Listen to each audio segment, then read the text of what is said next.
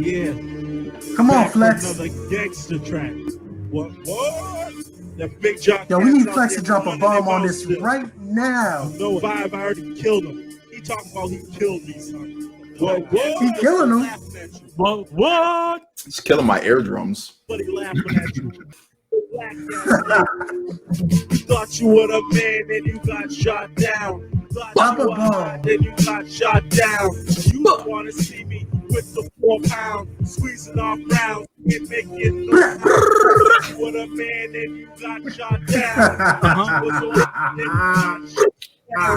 Yeah. Not everything in Worcester, Massachusetts is a hit. Ain't everybody Joyner Lucas that's playing one of the worst songs to ever come out of Worcester, Massachusetts by an artist who happened to call himself Worcester. Nah, that ain't Worcester. That's whack rap. And we don't like to do that around here. So I had to expose some rap music from Massachusetts. I want all our podcast listeners to go check out this man, Worcester. Yo, that shit is whack. That was fire. That was fire. Yeah. That's the godfather of Worcester right there. Worcester himself. Big up to the boy Worcester, man. He's doing big things. He blew up. He's the one who put Worcester on the map. He probably godfather Joyner Lucas through the days back in the day when he was coming up through his rap career. So big shout outs to the man at Worcester. Really big influence. Anyone who has, the inkling of wanting to be iconic in the music industry in Worcester knows Worcester. So big shout outs to the man Worcester. Really big tune that he dropped right there. I wish we had some old school lyrics from Worcester. I wish we had some really, really old school stuff. I like to hear right now, but damn, this brings me back to the roots. Shout out to the boy Worcester. Blah. I feel like this is a track you play at a funeral. Love Worcester back in the day. Worcester was something else. Very innovative, I guess you could say. Innovative. That was very innovative. So yeah, he left a legacy. He left a legacy, and Joyner Lucas went ahead and took the torch and brought it to the next level. But big shout outs to Worcester and all the work that he's done. I could listen to him all day long. Damn. Let's just turn this podcast into I Love Worcester podcast. You're a better man than me. It is. Oh, there's more? No. Flex. Did he make that one too? Flex can't drop a bomb on that. Song to swing powerfully reeling. We're gonna drop a bomb on this one too, baby. But she was the creator of the song she sang. Sensations echo deeper than the ocean, my man. Yellows and greens blossoms in her life. Yo, that's the jam you wanted to hear, youngsters. That's the jam you wanted to hear. Man, that brings me back, man. Rolling down Worcester.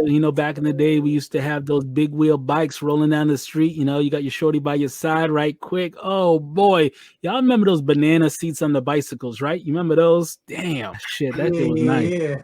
No comment. Garbage. That man was garbage. Youngin, you got to start this off. That was the two best ones. People are going to say I was unfair to him. I didn't even play his hot stuff. So I made sure I 2 hits that he had out. Did he ever drop anything that wasn't a hit? What? Everything he dropped was a hit. It was fire. Everything was always fire. Turn gold, automatic gold. The first one was the fine hit. Yeah. Big in the strip clubs, though. The first one was big out there. That. Back in Sweaty Betty's listening to that. That was fire. Damn. Sweaty Betty, I heard they played that in Magic City when Lou Williams was out there. That was one of the hits Lou Williams heard. Ooh. Boy, he had a Lou Williams. What's working to that? So Lou Williams heard the track was going to be dropping, that they were going to start replaying that out in Magic City, and he had to show up. He couldn't have missed that. So he showed up, left the bubble, and did his thing. I really have a lot of respect for Lou Williams for doing that and showing respect to my man Worcester. Shout out to Lou Williams. I ain't got no comment on that.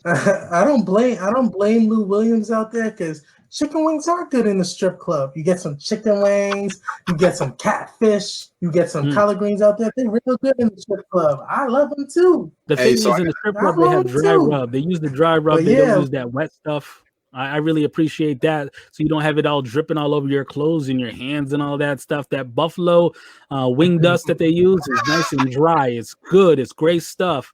Wing dust, yeah. They haven't paid us that cha-ching money yet, but wing dust, Check them out. Cosmos. They have the best wing nuts that they have out there. Make sure you cop that right quick. Listen, so I'm curious, was Lou wearing the mask for social distancing purposes, or did he just not want to be seen associated with what's his bangers over there? I don't know what it It was the smell. So let's get into it. Let's get into it, guys. So for anyone who doesn't know, Lou Williams was able to get out of the bubble. There was an event that he had to go to. Lou Williams decides that it's a great idea to go out to Magic City. Rapper ends up posting a picture of him and Lou Williams. He takes it down, and the rapper ends up saying that it was an old picture. TMZ ends up reporting it's an old picture too after that. And the thing that gets Lou Williams caught up is the fact that he's wearing the mask. The mask that the NBA provided in the bubble. That mask is what people were able to use to be like, nah, he was actually in the club recently. But yeah, so it's crazy. That's how he got caught up. I mean, he needs some entertainment. He's stuck in that bubble. There's not much going on in there. Dwight Howard tried to attend a party. There was nobody there. There's nothing to do in that bubble. He needed some time off. I don't think there's anything wrong with him taking a little bit of time off to go have some fun. He's going to have to self-quarantine regardless of the situation. And after he self-quarantines, he can go back into the game and drop some buckets, right? But that's where you're wrong. That's where you're wrong, youngster, because the thing is this. Most people coming back into the bubble only have to quarantine for 4 days. The NBA just hit Lou Williams with a 10-day quarantine because of the fact that he went out. He went to Magic City. He was tricking out there, eating chicken wings, doing his thing, and that ended up catching him 10 days. And he's going to miss multiple games because of it. Games or practice? Are we talking about practice? He's missing multiple games. The games start next week. I'm going to go in and say this, though. I blame the NBA. It's the NBA's fault. It's the NBA's fault. Because you know what? They should have brought that to the bubble.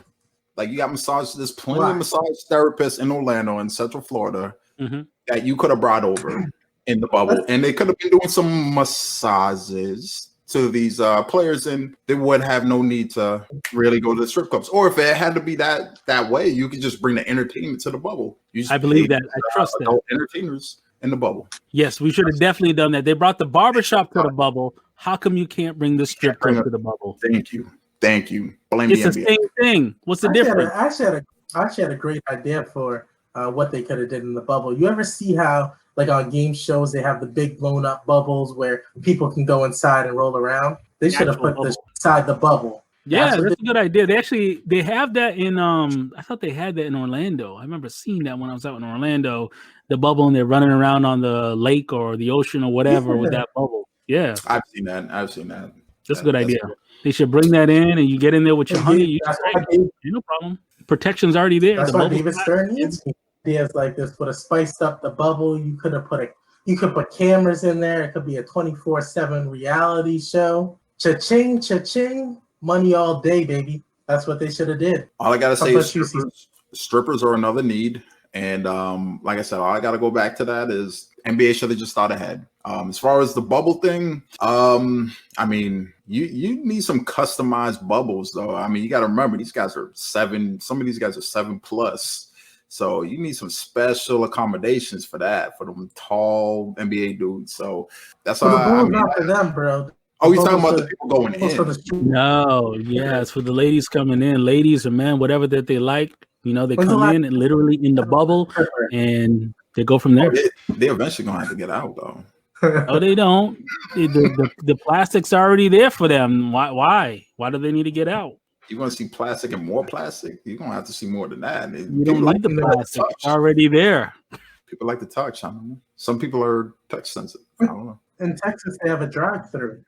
Are efficient. Just put them in a bubble. I did see that. I did see that. Way more efficient. That's innovative. That's innovative. You just throw the change out the window just like that. Boom, let it rain. I like it. They should keep that up even after this coronavirus is over. You could just drive through. It's just like the you're getting a burger. You're gonna go watch a movie. You go to the strip club. Same thing. What's the difference? So would lap dances change to twerking on the windshields of cars? On the hood of the car, yeah. Interesting. And you can imagine you just make the windshield washer fluid go all over the place, and the wipers go. And man, magical. No, just hope that she doesn't give your windshield her own windshield wiper fluid. That's all I got to say about that. Let's hope that wipe on, wipe off. Have you guys watched any of the scrimmages yet? Have you guys checked out any NBA basketball inside the bubble? I did see a couple highlights. I did see Giannis's brother get dunked on. Like it was pretty bad. Like I thought he was dead, but I think that's the only take I've gotten so far from the scrimmages. There's been videos of Jaylen Brown versus Jason Tatum one-on-one. Those battles look like they're at the peak position right now too. I keep telling people Celtics are in prime shape to get that championship. Jason Tatum, he can do some really big things, but everyone keeps forgetting and underestimating Jaylen Brown. Jaylen Brown is being just treated like he is nothing sometimes. And I don't know if that's by some Celtics fans or it's about the league in general, but this man can go and drop 30 like nothing. This man can drop 30, whether he's just shooting little jump shots in the paint, or he can take you deep and hit those 3-point shots too. He can take you off the dribble. There's a lot of things that Jason Tatum and Jaylen Brown can do. And man, that 1-2 combination punch with Kemba Walker on the side, man, that's championship basketball right there. I wouldn't go as far as to say they take Jaylen lightly. If anything, the fact that he's a two-way player, I think that might be just looked at a little different in the NBA, depending on how it's valued. But Jason Tatum clearly is the offensive powerhouse, the creative, innovative baller that he is. But shout out to Jaylen Brown doing what he's doing. But really, I think the key for Boston is just staying healthy. I mean, they got the ammo to go deep, very deep in the playoffs. So I mean, you got Kemba. I believe he's coming back soon, so he should be healthy. Jaylen Brown, Jason Tatum, Gordon Hayward. I'm still thinking they do need that big. Some people's opinions differ from that, but I think they need that big to get them over the hump. But I'm very excited to see what Boston's going to do. It's kind of funny when you think about it. You started naming off some of these players on the Boston Celtics. You talked about Jason Tatum. You talked about Jaylen Brown, Kemba Walker, and you threw in Gordon Hayward. I mean, these are some big-time names, big-time players. So why isn't this team excelling a little bit more than they have so far in the season? You got 4 top-notch players, and maybe it is the big that they need in order to get to the stage that they need to go to. But 4 knockdown players, man. Yeah, but you got to throw the fact that how many games have they all played together healthy? You got to think, a lot of times they're like one player's out that's not healthy. I mean, and I'll even throw in Marcus Smart, very good defender. So you got guys like Marcus Smart, Kemba Walker, Jason Tatum, Jaylen Brown, Gordon Hayward. And throughout that rotation, I don't think they've all been healthy at the same time for many games. I don't think there's been a lot of games. So if they can stay healthy, they're going to be a problem. They're going to be a problem for any team because, just the amount of talent, between those 4 or 5 players, it's just going to cause a lot of issues. So when you say any team, we can go to the team that they're playing in their opening game, the Milwaukee Bucks. Do they have enough firepower to get by the Milwaukee Bucks? Because that's the team that you got to beat to go to the championship. They definitely have enough firepower to definitely go toe-to-toe with the Bucks. It's the effects. Well, Milwaukee is, you got Giannis. You know what he's going to do. You can try to slow them down or slow the other players down. It's going to be one or the other. So if you have Giannis going off and, say, Middleton's going off as well, or Bledsoe, or Lopez, for who knows, they're going to be an issue. That's going to be an issue for any defense. So that's the thing with Milwaukee. But as far as firepower, Boston has more than enough to go toe to toe with Milwaukee. The thing is containing or defending the other players that are not named Giannis Antetokounmpo. I can't pronounce his name, but whatever. Yeah, do they have enough length in order to do it? Is Enos Cantor, he can't play defense, so he's not going to be able to step in there. Is it Robert Williams going to have to step in there and block some shots? But he's not strong enough. Antetokounmpo is going to go ahead and really bully him up a little bit. So who do they have left? What are they going to throw in? Taco Fall? Daniel Theis might be able to do a little something, but Taco ain't going to do anything. So when you start thinking about the big men, I don't think they have enough in that rotation on the big man side to go deep against the Bucks. As far as the 4 players that they have that we already spoke about, they can really take it a long way. But when it comes down to it, Giannis, someone's got to not stop him, but slow him down in order to get the win. I feel like everybody in the world has said somebody needs to slow down Giannis to get the win. Nobody slows down Giannis. We know it's ultimately about you let Giannis get his and you slow down the other 4 schmoes that really aren't that good at basketball. I don't think that works. Drew, I show up sometimes. Bledsoe, you got to stop Pat Connaughton. You got to stop Lopez. Make sure Kyle Korver don't get hot.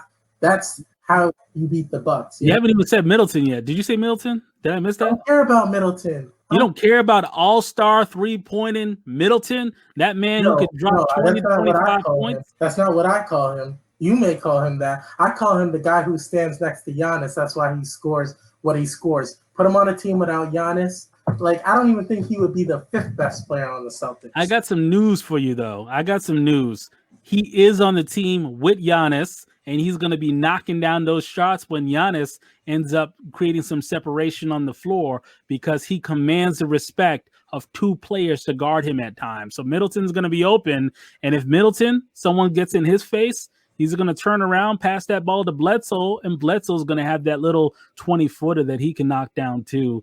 This is a dangerous, dangerous, dangerous team, man. It's dangerous. So on the defensive end of the game, that's what's going to win the game at the end of the day. I'm going to chime in here because everybody has different points on who's the 6th man. If it's the crowd, the guy off the bench, I'm going to go coaching. This is going to have to be coach for coach. Brad Stevens really has all the talent now. He doesn't have the Kyrie excuse, and not really putting it on Brad Stevens' shoulder, but it's going to be hit up really. I'm going to put him under the microscope and seeing, what he's going to do with this talent. Who's he going to push forward? Because, I hear everyone talk about the length of Milwaukee. Well, there's other things that could beat length. These guys in Boston are talented. Jaylen Brown's a strong dude. He's fat. He's probably one of the most athletic guys I've seen. Jason Tatum has as much talent offensively as anybody I've seen. And you also have a cold-blooded killer in Kemba Walker. Gordon hit you have a lot of tools, so I just think the whole length excuse I'm waiting for how coaching is going to affect this series, because I don't believe that.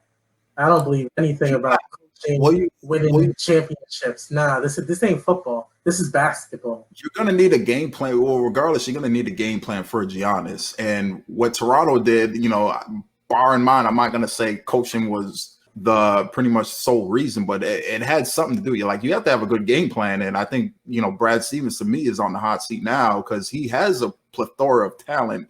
I think it's up for him to kind of put up a shut up and put up results now. And I don't think it's impossible to beat Milwaukee just because of length. And I mean, Milwaukee has a talent, but I believe they can be out coached as well. So like I said, you have a great talent, but I think you can mitigate some other things and you could come up with the wins. Let's stop. I want to replay that sentence. You said Milwaukee has great talent, and I want you to eliminate everything after you said when you dropped in the word but, right? Milwaukee has great talent, and leave it at that. They have great talent. There's no buts. No one is going to stop this train at this time. Talent versus talent in the NBA, you know who wins? The team with the most talent. It always happens. Tell me a time when the team with the most talent doesn't deliver. 2004 Detroit Pistons, 2004 LA Lakers. Enough said. Detroit Pistons, they had some talent on that team as well. Let's not forget about the talent that they had. Not as much talent as LA. Yeah, but that's different. There were chemistry issues there. They were imploding.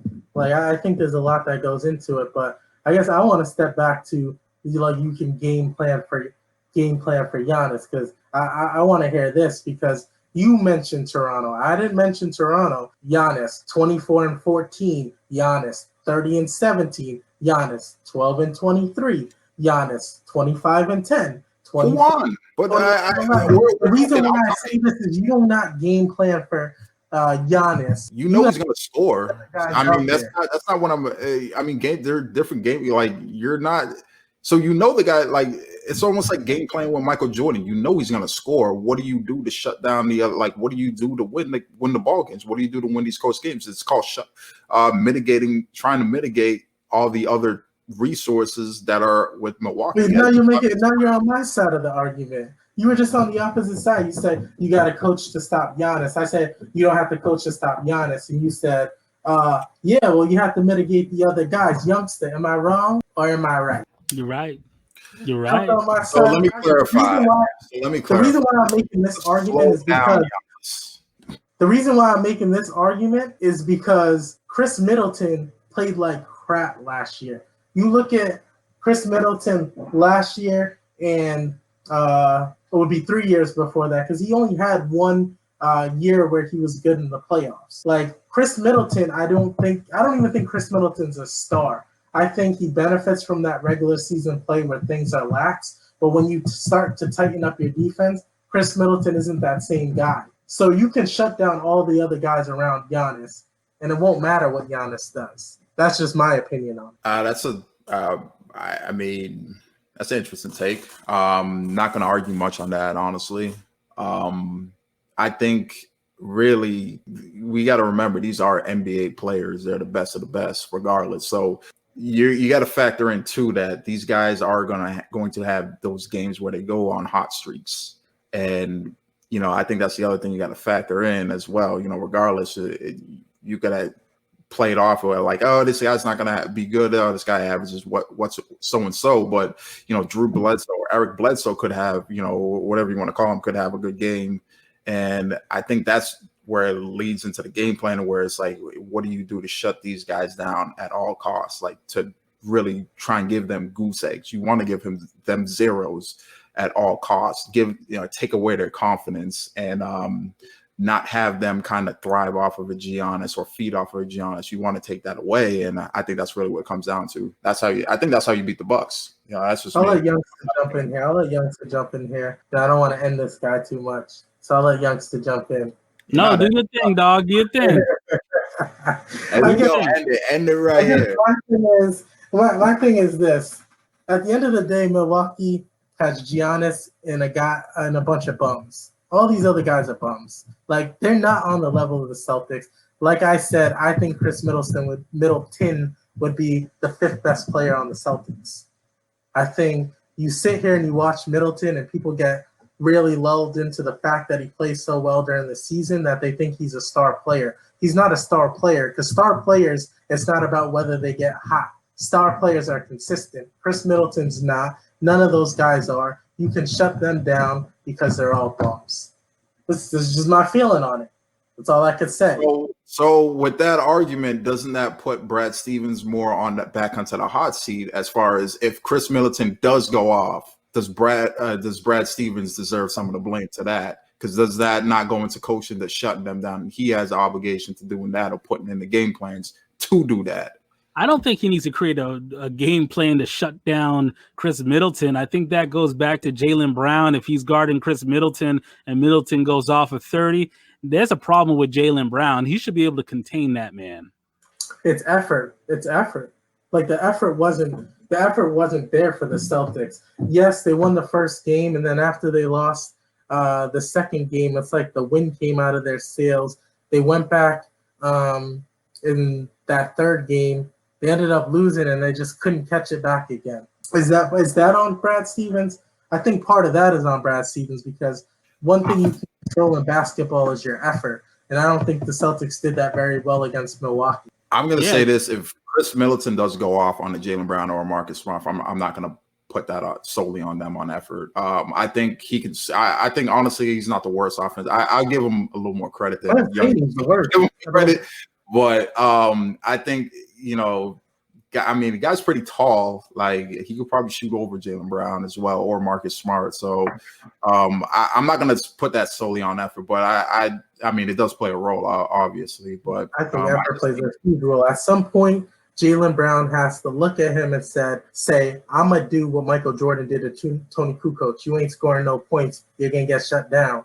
Jaylen Brown needs to have that mentality where he's going to say, I'm going out here and I'm taking over this game, and you're not going to do anything on me. That's that effort. That's that attitude that Michael Jordan had and greats like Kobe Bryant had. And for Tatum and Brown to get to the level that they think they're at, they're gonna have to change their mental status. They gotta become those killers that we need them to become. Well, to some of that, now I'm thinking about it a little bit more, and I'm kind of hearing Steve Smooth. I hear what he's saying because, that effort is coming from the coach too. The coach has to get the team prepared for the game, and the coach, it's their responsibility to keep the team and the individuals focused and keep them motivated in order to get this thing done. He can't lose the team. So if Brad Stevens has this team focused throughout the game, throughout the season, whether it's a playoff game, you're getting into your last couple minutes, keeping them focused, or the first couple minutes, it's on Brad Stevens to make sure that they're prepared and they're focused to get the job done. Now, once he prepares them, it's up to Jaylen Brown, Jason Tatum, whoever it is, to man up one-on-one on Middleton and shut him down. But Brad Stevens has to get them prepared and keep them motivated throughout the game, because in the NBA, coaching's not about X and O's anymore. Those days are done. They're about motivation and keeping the team in that positive mindset so they can go ahead and get it done. Yeah, man. It's about being a killer.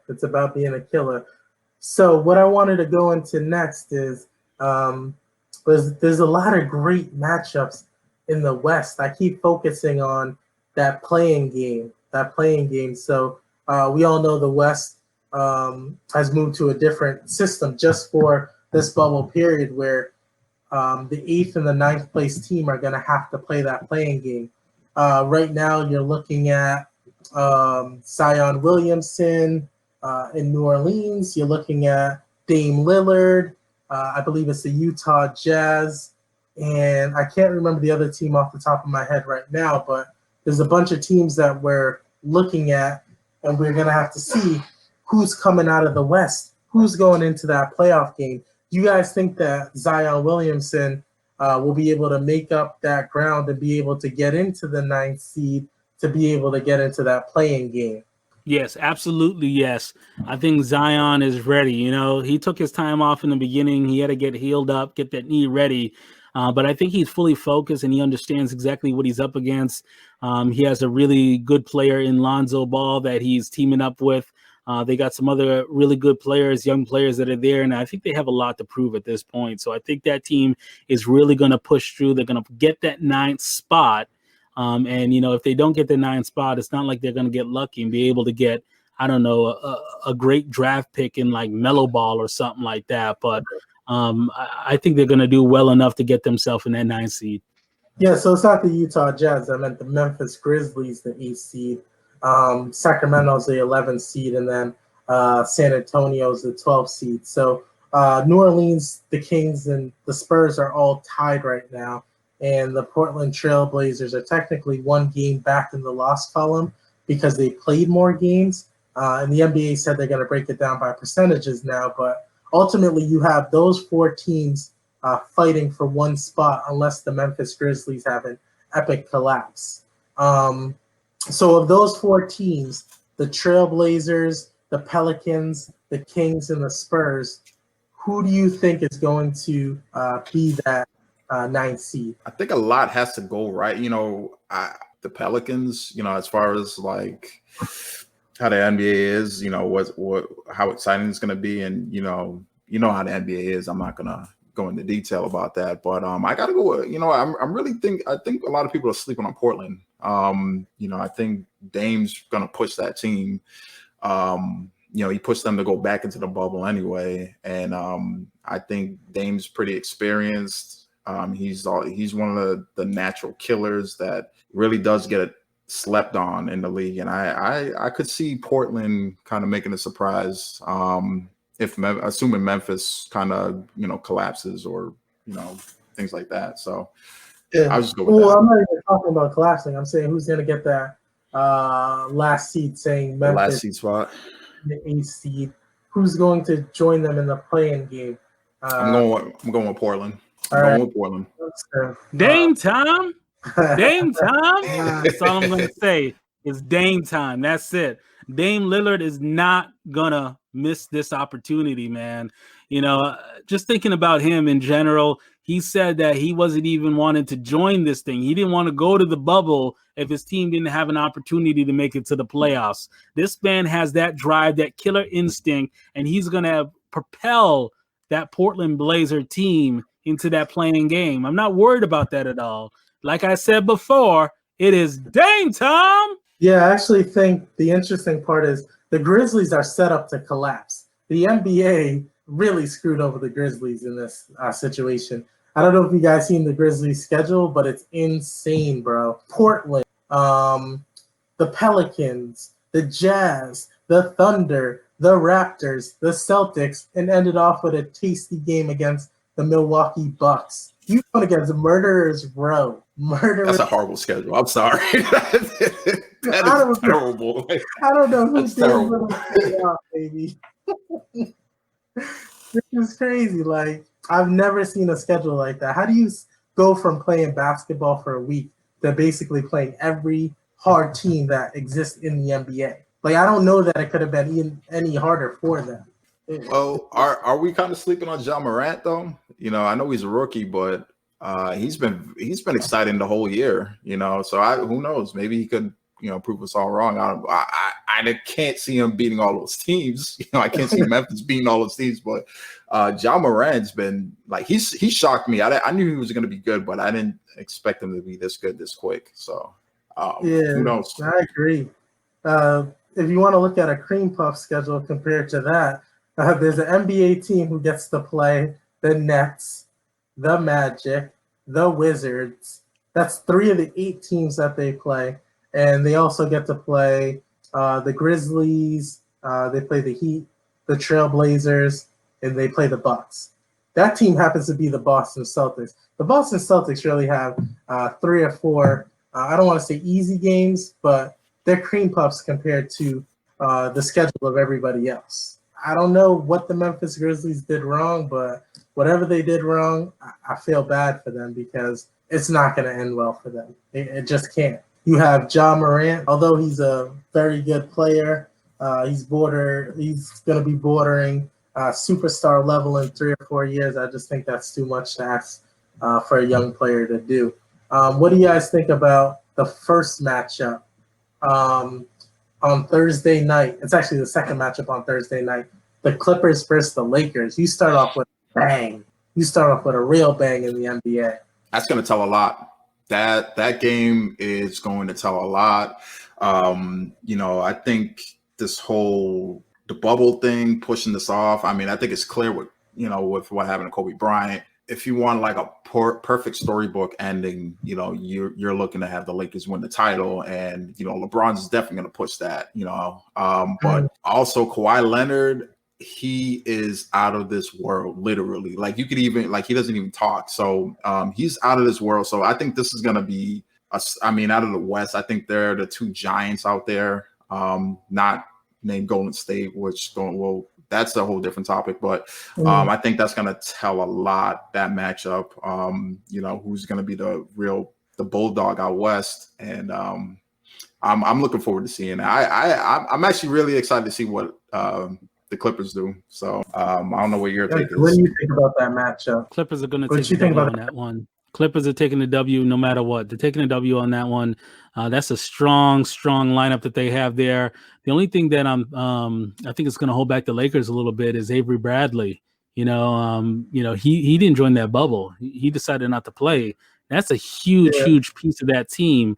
The defensive side that he has, the offensive play that he has, they're going to lose that. And Clippers are coming full strength. So I want to give the edge to the Clippers. Minus Lou Williams. Lou Williams. for that one. Yeah, you're right. Lou Williams is a big part of that team, so that's going to be tough. Lou Williams is a huge part of the team, and so I forgot about that piece right there. But long term, if you're talking about a championship and all that good stuff, Edge goes to the Clippers. But now that I think about it, without Lou Williams there, game one, that's going to be a tough game for the Clippers to pull through. I don't know what Doc Rivers is going to do to motivate that team. The one thing that may have an effect, the Lakers really have nothing to play for. They have to lose 6 games in order for anyone to have a chance to come from behind. So maybe the Lakers play mind games where they don't play hard in that particular game. Maybe they play LeBron like 20 minutes. Maybe they play their other guys like Anthony Davis 20 minutes where they don't even give the Clippers that mental edge against the Lakers.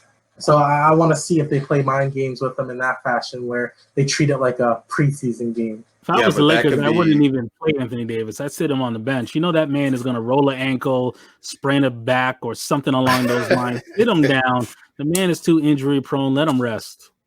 I think that's harping on what Young and youngsters are going with. I think that's a double-edged sword because if you don't play hard, it could have the opposite effect where you really come and get smacked in the mouth. And as far as confidence goes, you're going to give the Clippers that much more confidence, which may not be there as much if you have a competitive game with them. So I think that could have a double-edged effect. You're also resting players. I get the injuries aspect of it with Anthony Davis. He's about as fragile as I don't know, sharp glass. I don't know. He's fragile, but I think you still have to at least compete. If you're the Lakers, because if you get smacked up in the mouth by the Clippers, then you might not have that ultimatum where how to beat this Clippers team, and they're going to keep smacking you in the mouth, and then we'll go into the playoffs too. So I think that's a double-edged sword. You got to be careful with that. No, rest him as much as you can. Deal with the results when the playoffs come. Bottom line, I think you got to go ahead and rest. I think the Lakers got to pick their spots because I think the schedule early, and they have a lot of games in a short period of time. So you're talking about a situation where you play 3 games in like 5 days. So you have to play the Clippers, you have to play the Raptors, and then you're going to have to jump in and play the Jazz. So maybe you pick your spots, you play harder against the Jazz. Maybe you let them play a little bit more against the Raptors and not necessarily give that edge to the Clippers or play that hard game against the Clippers because there's really no benefit to the Lakers in starting off so hard. You have more than enough time to get ready for the playoffs. The other matchup that I think is good that I want to talk about is let's talk about the Houston Rockets. So the Houston Rockets, they're playing against the Dallas Mavericks first. They play against the Milwaukee Bucks in their second game. What do you guys think about Houston? Does Houston have a legit chance to, dethrone either the Lakers or the Clippers and make a run to the Western Conference Finals? We'll start off with Youngster. No, there's no shot, no chance. This Rockets team is going to be the same. They're going to give everyone a really hard fight. It's going to go down to the last seconds. But when it comes down to it, they don't have that player who's really that clutch. And I know you're going to look at me and say, what about Harden? What about Westbrook? Those guys, they're clutch players. They're going to make it happen. But no, it's not going to happen. Those 2 players can't do it. No. I disagree with you in the aspect of them being clutch. I think they are both clutch. Those 2 guys are clutch. I just don't think it's going to work. I just think they're 2. You still have 2 of the same type of players. And Harden's going to get the ball. Harden's been there. Harden's going to look for the ball. At least I'll say Harden's going to look for the ball. And that could, who knows what that's going to do with the chemistry. Is Westbrook, Westbrook's an alpha, so I see that being problematic. I don't think they're going to be the Lakers or the Clippers. We all know who the man is on both of those teams. But Houston, they might have an identity crisis still. And I don't see how much longer James Harden can keep getting away with the step back. I'm going to put up these shots and, he's banking on these fouls. I don't see it happening. I'm out with Houston as well. Yeah, that's They're going away from me, the fouls. But I think with the Houston Rockets, I don't necessarily think they have an identity problem. They have a talent problem. Okay, we look at the Lakers, we look at the Clippers. Obviously, they're much better than them. But then you go to the Denver Nuggets with Jokic. You're looking at the Rockets to me as well. So they're going to have a problem sitting in the 6th seed where they are now and having to play the Rockets. Maybe they can get by the Jazz if they can slide up to the 5th seed, but I just think there's right now they're going to run into a situation where there's more talent on other teams. You brought up Denver. That's the sleeper team. I think that might be the sleeper team. They could cause problems. Assuming if we're predicting, how these rounds are going to go, if they end up playing the Clippers, Denver's going to be a problem. So that's kind of what I want to harp up on. You mentioned Denver. If Houston's playing Denver, I see Denver shutting them out. Denver's pretty solid. So that was pretty much it. Yeah, it's interesting. And Denver got Bobo. You see Bobo in the scrimmage. Yeah, you got Jokic. You have Millsap. You have, what's their point guard's name? I can always forget his name, but he's a killer too. So they're Jamal Murray. So yeah, they have a lot of firepower out there for the Denver. I don't know if Michael Porter Jr. is finally ever going to play and really show his potential, but they got some killers on that side. I feel like Youngster has something to say. I can see him ready to go. My bad there. My bad. I had a kids stroll through and were asking me if they could have some ice cream. And I said, go for the ice cream. Make sure you get the Rocky Road. And I just missed that, So this is one of those takes when the host is not listening. Yeah, so an interesting matchup, I think, is the Celtics and the Raptors. Everyone's talking about second seed because if they're in the seed, they risk playing the Sixers. And that's a strong risk right there. The Sixers aren't going down because the Nets are so far behind. The Sixers are a team that often starts off slow or something crazy happens to them. And if they stay in that 6th seed, I don't believe that's a great matchup for the Celtics, especially if Al Horford could get it going. Al Horford and Embiid for them could be a major issue. What do you guys think? Can the Celtics get above the Raptors? If the Celtics play the Sixers, is that a major issue? Yeah, it's an issue. If they got to play the Sixers, there's a problem there. The Sixers are a strong team. They're really trending in the right direction right now. And it looks like Embiid, Simmons got a 3-point shot now. He's out there looking like a young Larry Bird.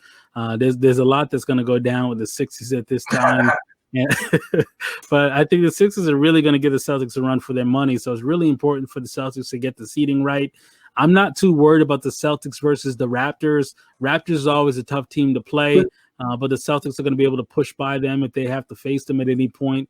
But the Sixers, the Bucks, those are some hard teams that the Celtics are really going to expend a lot of energy to make it through. So I think it's really important for the Celtics really to get the correct seeding. I think it's the correct schedule. I think that's really what it's going to come down to. Who, between Boston and Toronto, who are the teams that they're going to be competing against that have something to play for. I think that's really what it's going to come down to. It's important for the Celtics to, if they can, that's great. But I'm also, I'm on the fence about the Sixers. I'm not going to write them off, but I'm not as worried about the Sixers right now. I feel like they're the team where, we were talking about identity crisis with the Houston Rockets. I feel like the Sixers are a prime example of identity crisis. I mean, hell, their star point guards now power forward. I feel like they're the team where they seem to look great. Like, it's almost like, if I had an analogy, they're like the big bully that looks very intimidating, but if you pop them in the mouth, they're going to fall down. And I think if Boston just if a series does come between Boston and Philly, I can see Boston, if they just, all they need to do is get off to a good start, the problems unravel with the Sixers. I've seen this time and time again with them. Even though they did push the Raptors, don't get me wrong, but I feel like they're really on the verge of something exploding over there. With this process for how many years, and if things don't look good for them mentally, I don't think they're a mentally stable team. And I think, if they get popped in the mouth, they'll go right back down to where they're at. There's a reason they're the 6th seed. So I'm not too worried.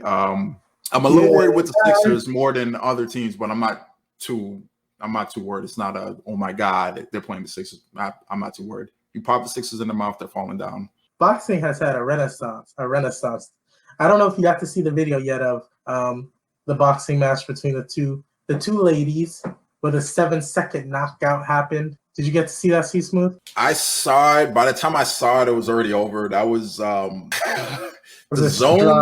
zone needs to I don't know. That was as far as mismatches go, that's probably the worst mismatch I've ever seen televised.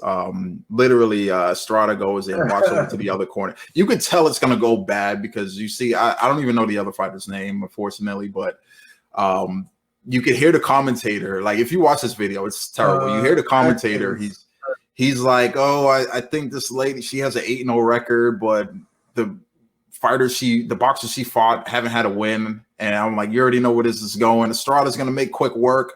Literally, Estrada puts in two 3-piece combos, and this poor girl's on the floor. She doesn't even know what happened.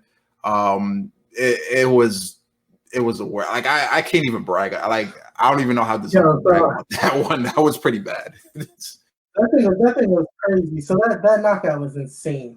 So she just ran over. The moment you know things are going bad is when Estrada basically runs over there. This girl's still in her same position. She didn't even move. She gets hit with a 3-piece and a biscuit that makes her move to the left, and then it was a pop to the body, pop to the head, and it was done. I'm like, that's crazy. Who gassed this girl to think that she could be a boxer?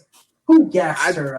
I honestly think her soul came out of her body and just came back in at that. You know, she came out. She came back. It was bad. I keep asking that question, and I got some information on who gassed her up. So there's one news article about this boxer. I don't even really want to say her name because I feel bad for her. Basically, her husband is a promoter in Kansas, and her husband is the one who, based on sources and people saying things, is the one who got her to where she got to, because she only fought people who debuted, and she fought someone who was 0-2, and that helped her to get to this matchup because she had 5 knockouts and whatever. But clearly, the California Commission did not look into this girl because, as I said, Estrada ran across the ring, and that girl had deer in the headlights. Like, oh shit, I'm in this fight right now, and she didn't even have time to even have that look. Honestly, I don't even think she knew what the hell hit her. Like, I don't even think she had time to know what the hell was going on. Because she just got lit up, and literally, like, you could just see it from her mannerisms as the bell rang. She did not belong anywhere near that girl Estrada. She did not belong in any pretty much any pro martial like that. I just feel like levels. I just feel like it's criminal, bro. I feel like it's criminal. So allegedly, I gotta. Go allegedly, her husband, again, is the promoter who is promoting her in Kansas, got her to the 5 wins, got her to the 5 knockouts. That made the California Commission think that she was good enough to be in the ring with this girl who knocks her out in 7 seconds. Yo, this should be like some, what do they call it? Well, it has to be like a, I can't even say my words right now. This girl got knocked out bad in 7 seconds. Youngster, did you see that? Yeah, that was a setup. It was a setup. You know, that girl should have went and called the police department, and she should have had her husband arrested. What this man was doing is trying to get her murdered so he can go out and collect money on it, right? So he knew that he was going to be able to step up to make this happen.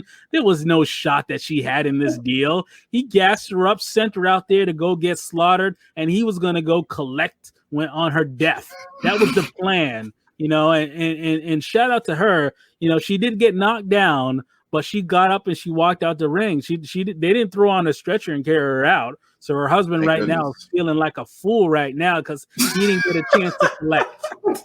Bottom line is, it was a setup. Yeah, bro, that was a murder for hire plot. Investigation. Somebody call the FBI and get them involved in this too. This was a setup. Murder for hire is what it was. That might want to be looked at. That might be something to be looked at.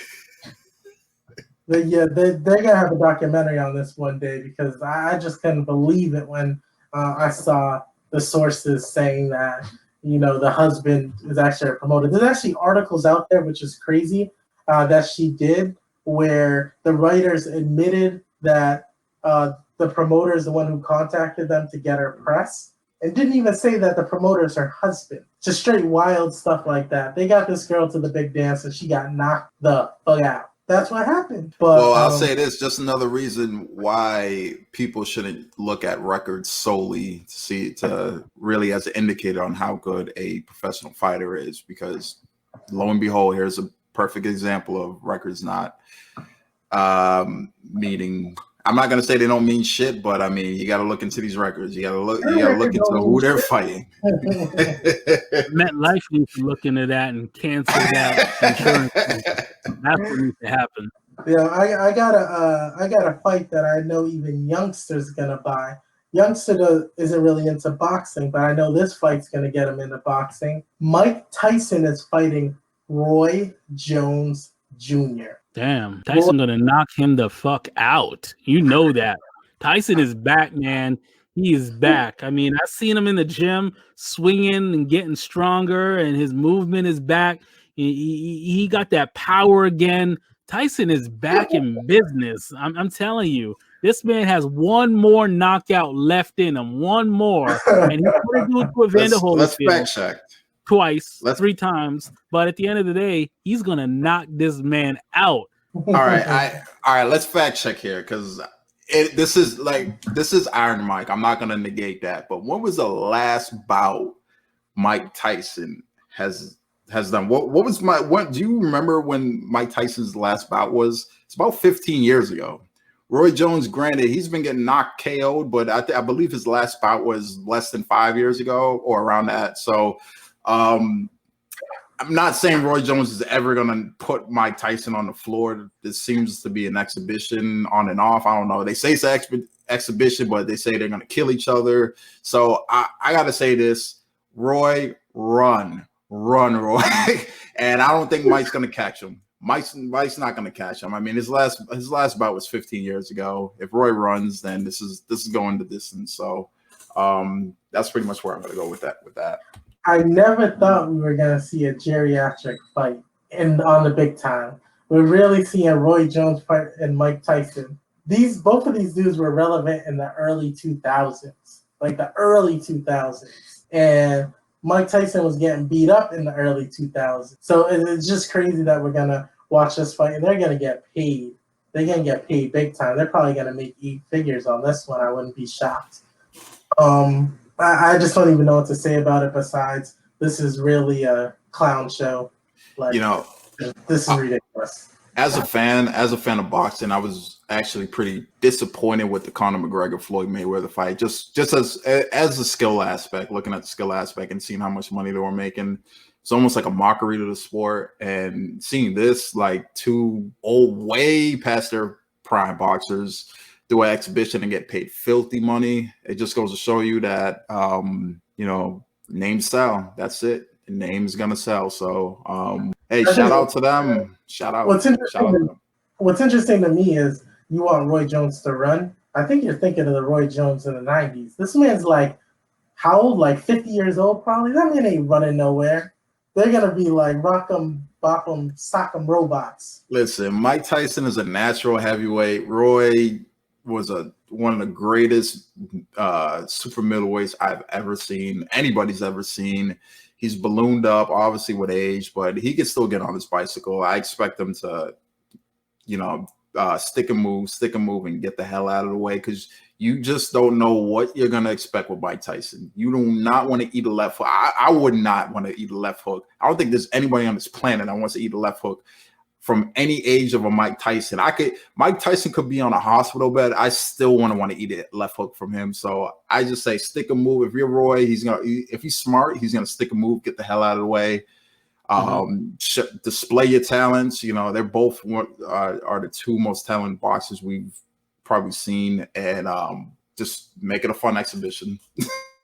I mean, Mike Tyson, he has it. He's been fighting. He's been in there against Doc Lewis, Mr. Sandman, Little Mac, Glass Joe, Great Tiger, Bald Bull, Soda Popinski. I'm telling you, I've been Mike Tyson Punch Out. I've been playing that game. I still play today.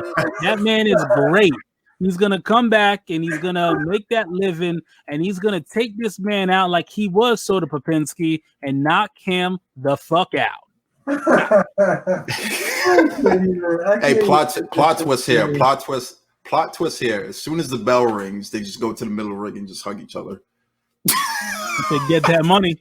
Plot twist. Honestly, bro, like, do you really think they're gonna have any energy after the first round? Like, come on, man. I can see Roy having some energy. Mike, I doubt it, but I can see Roy. I mean, Roy. He did compete, he was competing, even though he was getting slapped, but he did compete. So, I mean, I have to go with the guy that's been training more recently. Mike just, like I said, you never, test the heart of a champion like that. But, I mean, it's been so long with Mike, since Mike's been in the ring and pads, and, timing becomes an issue, reaction becomes an issue. He could be in the greatest shape, but a lot of things change. So I think Roy's gonna outpoint him. If I gotta go with points, I think I gotta go with Roy. Yeah, don't test the heart of a champion, and don't fuck with crazy. That's all. Those are my two things. And right now, Mike Tyson is crazy, and at the end of the day, you don't want to mess with him. So he has one more knockout left in him. He hasn't done anything in years, but he has one more left in him, and I think he really believes he can do it. And I think this time he's going to make it happen. I believe in him. I really do. I believe in him. He's going to do it.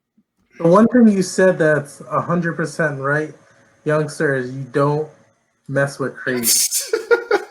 Ultimately, this commission is saying it's an exhibition. They announced another statement saying that they shouldn't be in there to knock each other out. Like, they're going to have a ref to control this.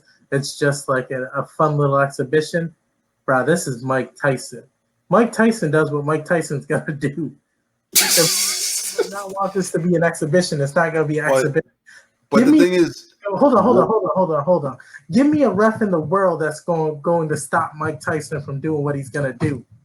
No one. Not Mill Lanes. Not Judge Mill Lanes. Nobody.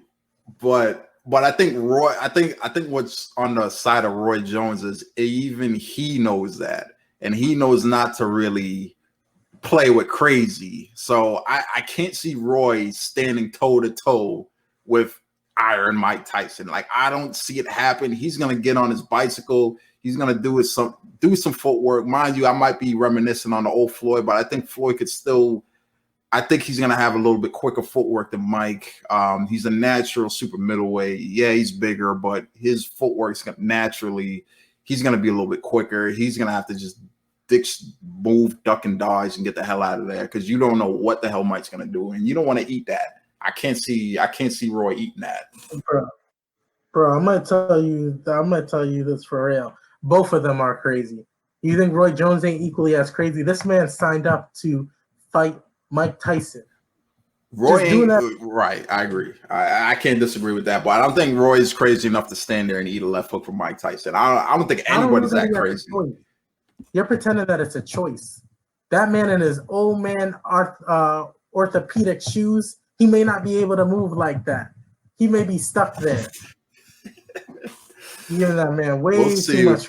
We'll see. Do we have a date for this bout? Do we know when this is going on? This is officially happening? There was one. I don't even remember it. Like, it is happening. It's going to be on pay-per-view. Somebody better check them both for CTE. There's going to be some people paying to watch Mike Tyson. I just hope Fat Joe doesn't revisit the line. Even Roy Jones was forced to lean back, just reminisce. I just hope that we're not looking into that. He's gonna start rapping. Did you hear the co-main event or the fight before it is supposed to be Nate Robinson. Y'all remember Nate Robinson, the basketball player? Basketball player. Jake Paul, Logan Paul's brother. What the are we doing here? What are we doing? I know people are gonna try and side with Nate Robinson for being. I honestly I don't know Nate Robinson's boxing background, fighting background, but he's also, I don't know how tall Nate is. He's pretty short. I think people are going to side with Nate because he's the natural athlete. But, there are people that there are going to be people that are going to be like, oh, Nate Robinson, he's a basketball player. He's an athlete. But Jake's been training, he definitely has a length and reach advantage, a height advantage. That'd be interesting. I'm going with Paul actually on this one. I'd be shocked if Nate Robinson puts him on the floor, but hey, who knows? I've been shocked with things. I want to see Nate Robinson versus his little brother and Kevin Hart. I want to see those two go at it. Both at 5'4" and 2 inches. I like to see those two go at it. Actually, I'd rather see Kevin Hart and Cat Williams, but that's a whole different. I agree with you. They should have just went full out crazy. They should have brought some other basketball player, some entertainer with that's the same height, something. I just can't see. Yes, Nate Robinson's an athlete, but I did watch Jake Paul knock out a dude 4 or 5 months ago. Nate Robinson's not going to win that fight. And we also got to factor in weight classes here. Like, how big is Jake Paul compared to Nate Robinson? Like, how big is Nate Robinson? Like, I don't even think people are even putting this into perspective here. I don't know how big Nate is, but as far as weight, but I mean, if he's coming down 20, 30 pounds lighter than him, I mean, I don't know what the hell Nate would be thinking. They got to weight classes because they're sanctioning it, so it's gonna has to be some form of a weight class. So what will happen? I don't know how it's gonna work, but that sounds ridiculous. You know what? I take it back. I think Nate's gonna kick his ass. You know why? Because Nate has a lot more to lose. Because if he gets his butt kicked by Jake Paul, I don't think there's any coming back from that one. So I reverse my pick. Nate's gonna come hungry. I don't know what he's gonna do, but if he gets knocked out by Jake Paul, that's gonna be meme city right there. So I don't know. Jump up and just give him a Superman punch, because that's the only way he's touching Jake Paul's head. That's gonna be a problem. He might have to go. I mean, he might have to go to the body, but Nate, all I gotta say is I'm gonna side with the guy who got more to lose, and that's gonna be Nate. Because if Nate loses this, he's gonna look bad, real bad. Jake can get away with it and say, hey, I'm not an athlete, whatever. I don't have access to what Nate would have. He's rich, whatever. But Jake is rich too, but Nate's athlete rich. So I don't know. That'd be embarrassing for Nate. Even for Nate, that'd be pretty embarrassing. Is there anything else that you guys want to hit on? Any other topics? Later. Yeah, back for another gangster track. What? That Big Jaw cats out there running their mouth still. Five, I heard he killed him. He talking about he killed me, son. What? Was to laughing at you. Everybody laughing at you. Laughing at that whole whack ass slavery.